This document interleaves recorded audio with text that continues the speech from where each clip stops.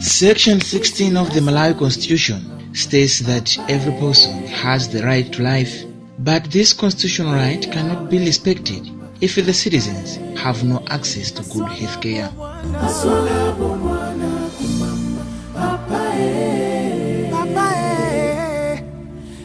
Despite that, Malawi Sustainable Development Goal number 3, ensure healthy lives and promote well-being for all at all ages, many poor Malawians do not have the access to good medical care. As Malawi government has put its main focus on the fight against diseases such as COVID-19, HIV and AIDS, cholera, polio, malaria, just to mention a few, some people in the country are battling for their lives due to diseases like heart failure, kidney failure, brain tumor, cancer, liver problems, diseases that do not treated locally due to lack of expertise and equipment in our hospitals. As a matter of fact, people diagnosed with mentioned diseases by any means need to go abroad for advanced treatment, which is very costly.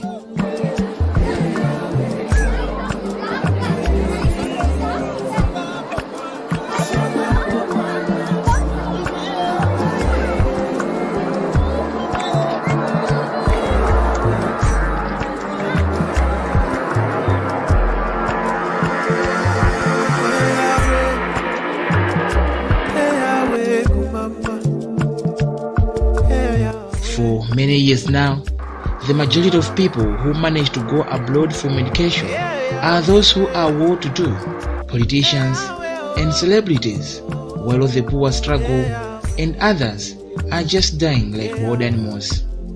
As one way of saving the lives of people suffering from these diseases, government intervened by providing transportation and other costs to the patients and the guardian, but with a condition that anything to do with traveling documents must be done by themselves. Malawi, one of the poorest countries with the population of people over 18 million, its citizens are uneconomically stable. Therefore, sourcing money for the passport is not easy. Now the question is, why Malawi as a country does not consider upgrading our central hospitals so that people must stop going to other countries like India, South Africa, Singapore for advanced treatment, which is very costly?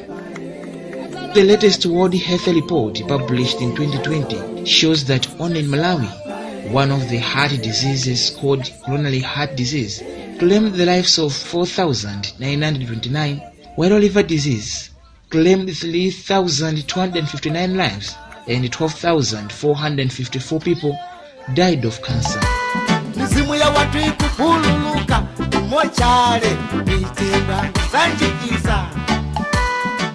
It is not a secret that the high percentage of these deaths were those who failed to go outside the borders for the treatment.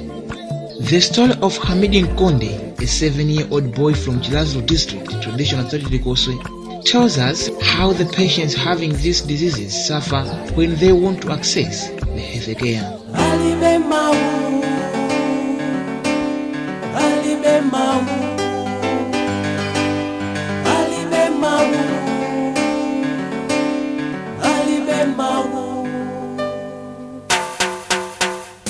Reaching this point, allow me to take you through where Hamid stays.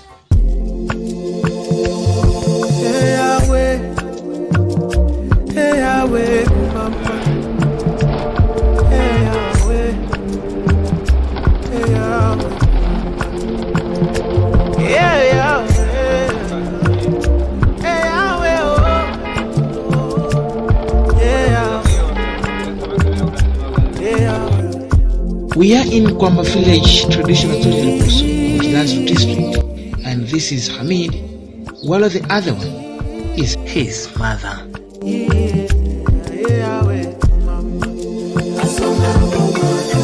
According to Letitia Philip, mother to Hamid, when her son was 1 year old, started having difficulties in breathing, and when she went to the hospital, initially, doctors suggested that Hamid might be asthmatic.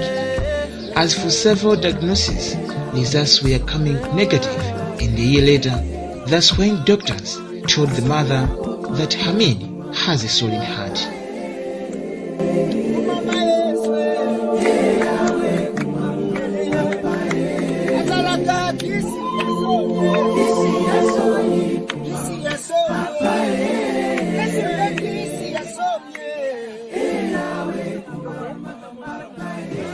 Akubala kumene anali bwino mama kankataka nangandakira basi ndege zine zibadala mambo ya sima kibayo kena wanaanza mzima naye na wake sawa kwa ya kena kusana zinzi mtu mwake ndio kwa na kwa sawa kwa Nichi vyangu ya kutakuya ni kila kitu mbele makasi ma kila kitu ndio oka ndio kwa ni kukuba kwa hiyo sasa dala koyamba manina kuti kuto ndalama ndakalinga manjete kuingia. As every child has the right to education, this is not the case with Hamidi, as his condition does not allow him to go to school, as he always be in pain and always needs to be looked after. Hamid has no time to associate with friends.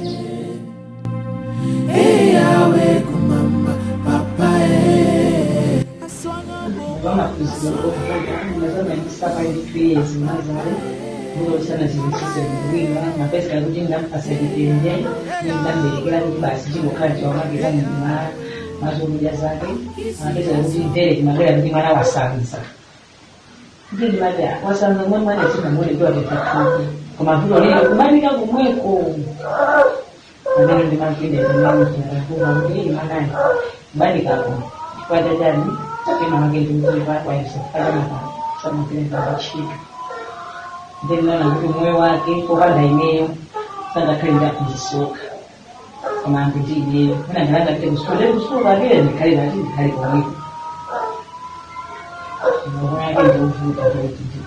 Letitia Philip, who is single and do business of selling local beer for a living, her son demand appetizing food items, of which he fails to provide, saying that these food items are very expensive.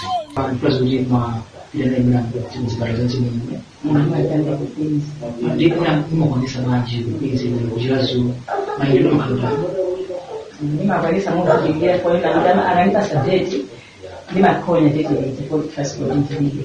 Kama tulipa sasa tena lima zile bila mwezi bila au kwa transport. Kwa hiyo mazingira ni mbaya. Maso zile zake hakuna zile zilizofea wakazuka. In 2020, Letitia tried to solicit money from well-wishers in various schools, but it was in vain, as the process met with a directive from the government to close schools as a way of preventing spread of COVID-19.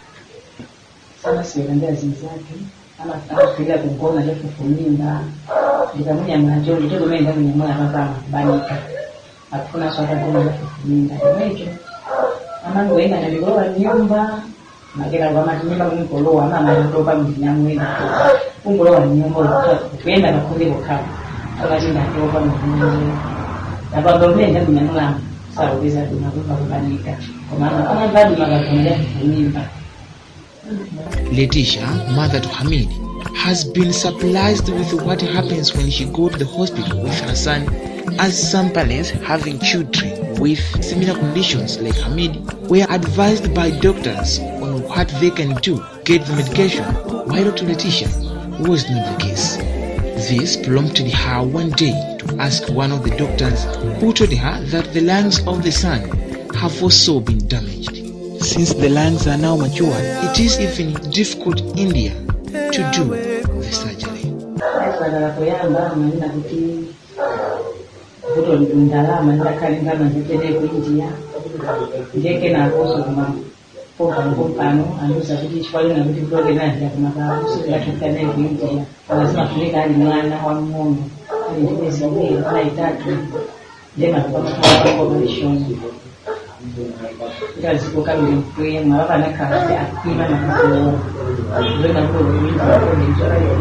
Letitia has a message to the general public.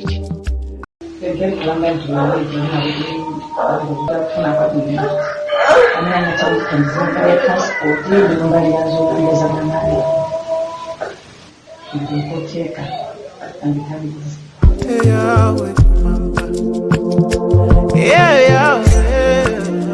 The issue of Hamidi is telling us that had it been that our hospitals have good equipment and experts, the problem of Hamidi could have been identified at an early stage and he would have received the needed treatment.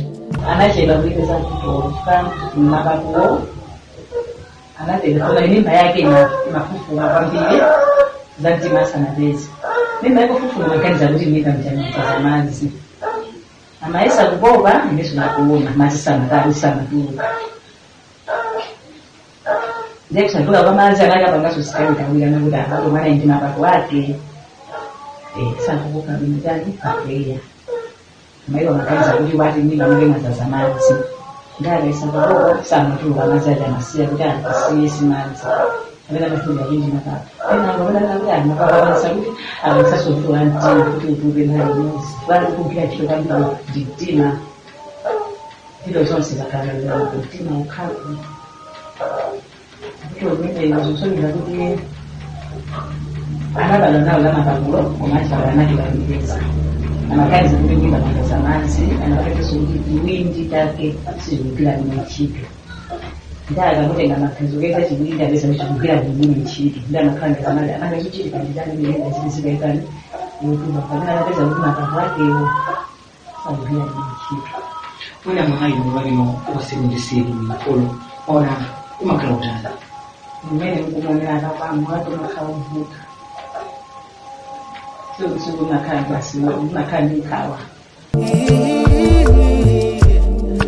It is with no doubt that in the country there are many people who are also failing to have access to good health care like Hamini because of poverty.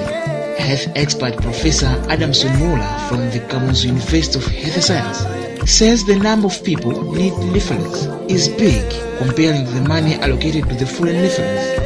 Therefore, there is a need to allocate more money to the foreign leaflets. We have a problem in a sense that the needs are many, but the resources, the funds are not adequate. What may have to happen in order to save these lives? I mean, it's easier for me to say that more money should be allocated for foreign referrals. Our neighboring country, Zambia, has started treating patients whose kidney need transplant, and Professor Muula says it is also possible here in Malawi if we all committed. Professor Mola added that despite the process of bringing such treatment here in Malawi cannot just be done in a single day, we can start today, and as time goes, Malawi will sing a song of victory. What is needed is in the future to really itemize, inventorize, and then come up with some solutions to ensure that these sorts of treatment, some of them at least, can be accessed locally. If you're asking whether those possibilities are there, the answer would obviously be yes. Those can be done, and I'll give examples. I mean, you mentioned earlier India and South Africa, but Malawi has also sent patients to Tanzania. Also, our colleagues in Zambia have started to do kidney transplants. Just next door in Lusaka, they are doing that. Malawi also went at some times when the Egyptian government has been kind enough to allow us to send patients to Egypt. That has happened before. So there are countries on the same African continent that have been able to develop this capacity to treat patients that we've been describing in their own country. So it is possible. It would require, though, a lot of expertise, people banging heads from different disciplines, medicine, business, whatever, to come up with realistic and effective plans. It will cost a lot of money, money that we may not have now, but if we are committed, we would end up moving this in the right direction. And it has, in my opinion, I think the discussion we are having now must also be presented to politicians. Normally, we do not like politicians. They cause problems. They seem to be greedy and so on.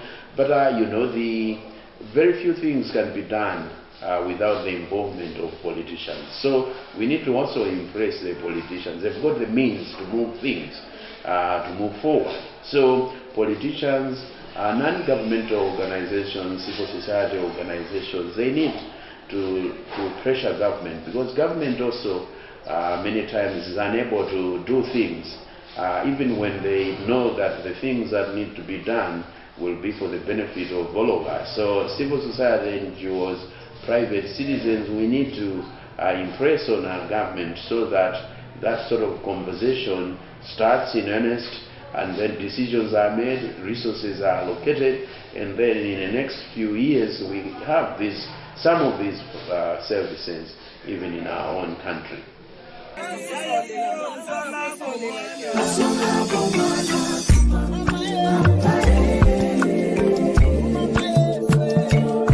As the need for foreign referrals seems to be growing every day, what role does the Minister of Social Welfare play in making sure that people suffering from these diseases are having the access to good health care?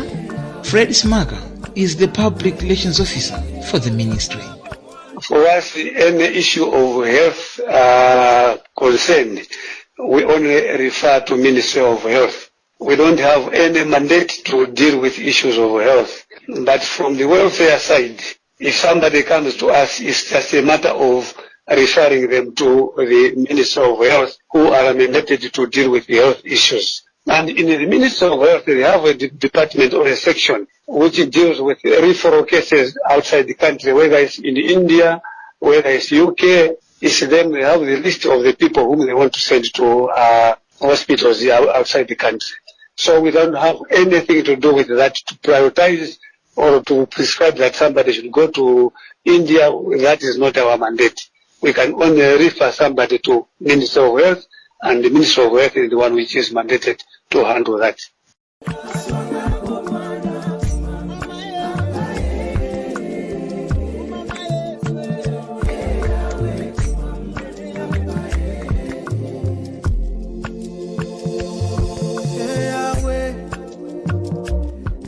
When we tried to seek the reaction from the Minister of Health through his spokesperson, Adrian Chikumbi, this is what he said. WhatsApp on my 08 line. We sent him the questions on WhatsApp as he said, but he did not respond.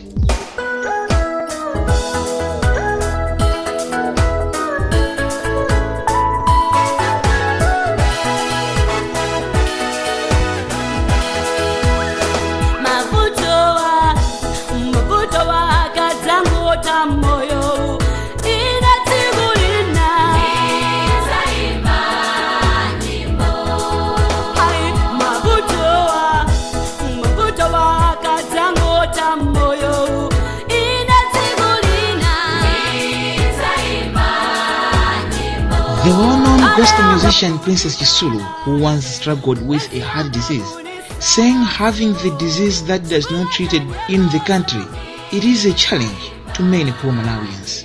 For this country to develop, citizens must be healthy, as only healthy people contribute to the development of the country.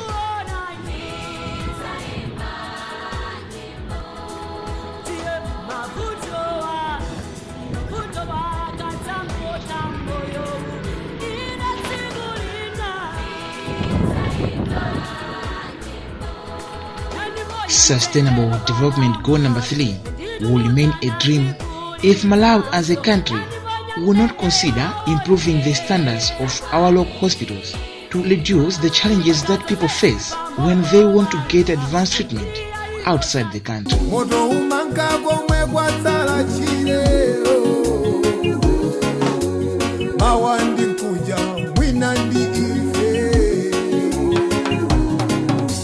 Zambia has started treating people who need kidney transplant, this has to give us the courage that it is also possible here in Malawi.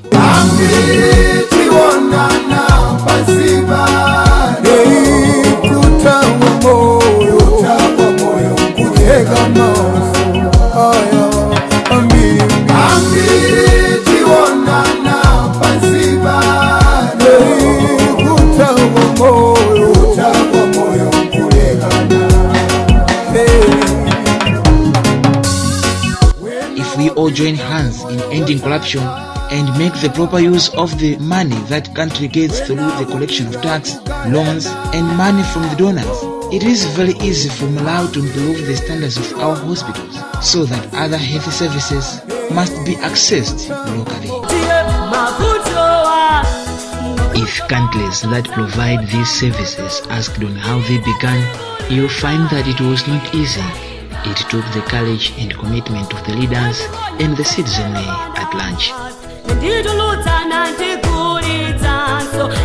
It is impossible to build a better Malawi for all, as it has been pledged by Malawi leaders, if the citizenry will continue facing challenges when accessing healthcare as it is today.